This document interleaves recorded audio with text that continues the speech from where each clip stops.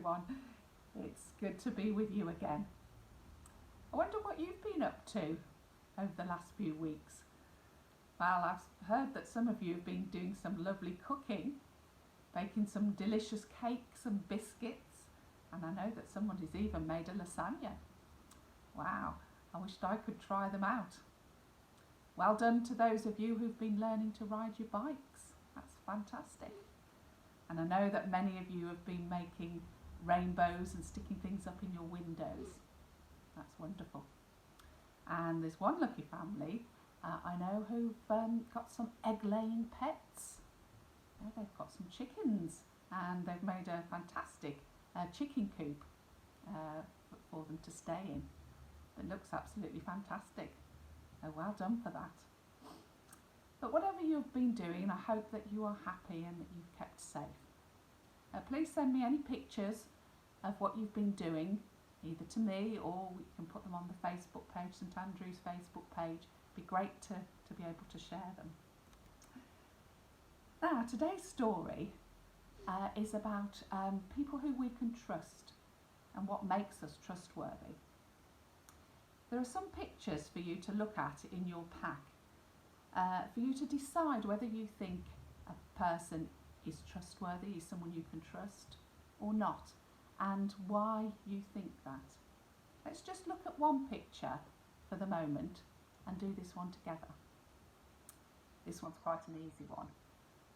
I think we all know that we could trust this person. We know that if somebody is wearing such a uniform, that they're there to help us. And this is a policewoman, obviously. So we know that anybody in this sort of uniform is someone we can trust.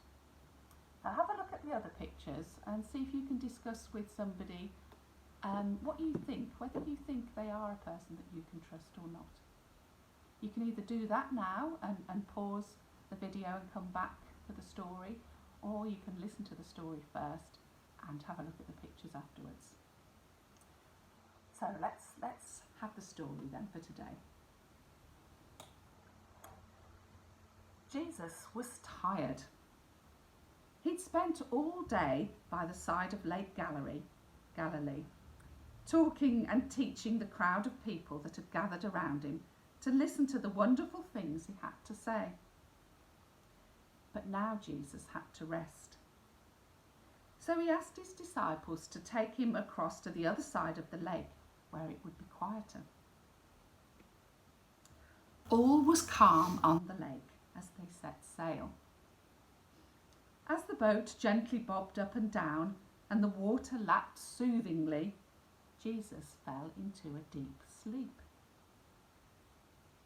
Jesus' friends, however, couldn't sleep because they could see that the sky was darkening.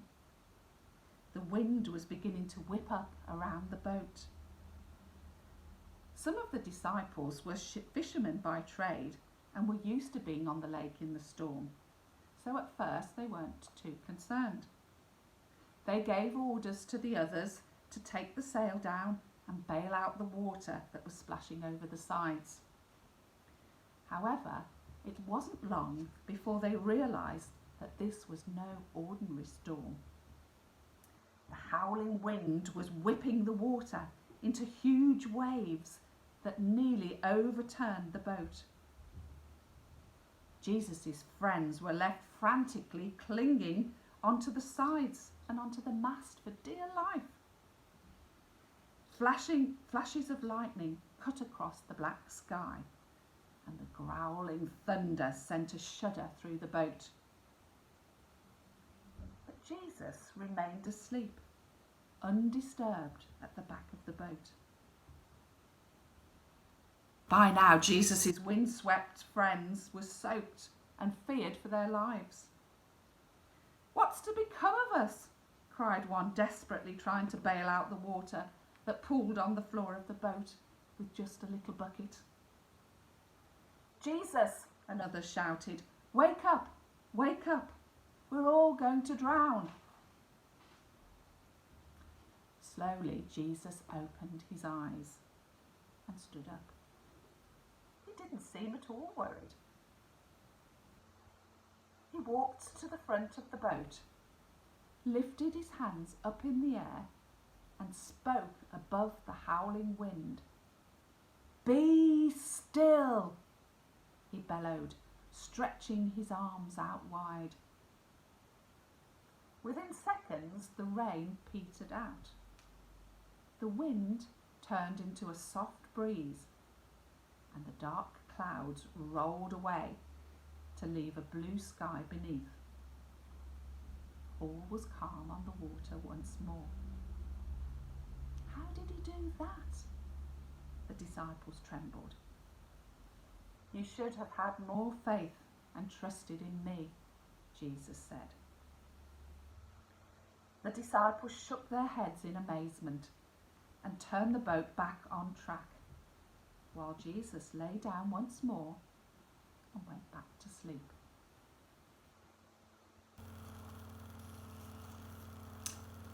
There's some questions for you in the pack to think about. Why the disciples were afraid? Why was Jesus able to stay asleep during this storm?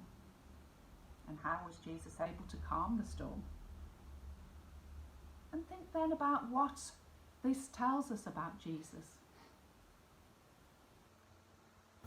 And maybe think about why this is a story that can help us in our situation. Again, you might want to pause the video to talk to somebody else, or you might like to do this after the video, but you could talk to somebody about why a time maybe that you've been scared and how somebody may have helped you, or what helped you when you were scared. So have some time to talk to a grown-up about that. But sometimes when we go through a bad time, we say that it's like being in a storm. Like the disciples in this story, bad things can happen to us, and they can make us feel like that boat being tossed about in the wind and the rain. The story tells us that when this happened, the disciples called on Jesus. The disciples didn't know what they were going to do. They thought that the storm would upturn their boat. They thought they were going to drown. So what did they do at this point? Well, they called on Jesus. They called Jesus to help them. And immediately he was able to do something quite amazing. He was able to stop the storm, to make the storm go away. Now, we can't do that, but we can call on Jesus when we're scared. We can ask him to help us too. Try it next time you feel scared. If you can talk to Jesus and ask him to help you. It is also important to tell a grown-up if you're scared, or to someone that you trust. I think it's always important, isn't it? And it's always helpful to share it when you're feeling scared. So now you might like to do some activities. There's some activities in the pack that you can get involved in. You might like to do some research. You might like to look into the Lake Galilee, see what you can find out about it, where it is, how big it is, that sort of thing. You could make a stormy scene picture. You could do it out of torn up pieces of paper for the sea, or you can use felt pens or paint, whatever you like, to create a really good stormy scene. In your pack, there's instructions on how to make a boat out of paper. You have to follow the instructions very carefully on that one. Have a go.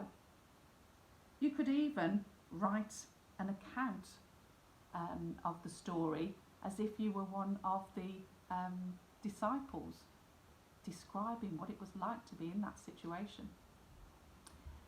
If you do manage to do any of these activities, then once again, please send me a copy of your stories, pictures, photographs, and I will share them with others, or I can put them on the Facebook page as well so we can all see them.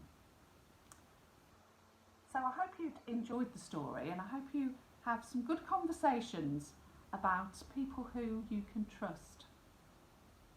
I'm just going to say a prayer now, and if you want to make it your prayer, you can say Amen at the end. Thank you, God, for always being with us, even when things sometimes seem bad. I am particularly scared of, and you can just say what you're scared of. Lord, I'm particularly scared of. Now help us to trust you when we are scared. Thank you for all those people in our lives that we can trust, and help me to be more trustworthy. Amen. Well, I look forward to seeing some of the things that you've been getting up to in this last week. Have a good week and see you again soon. Bye now.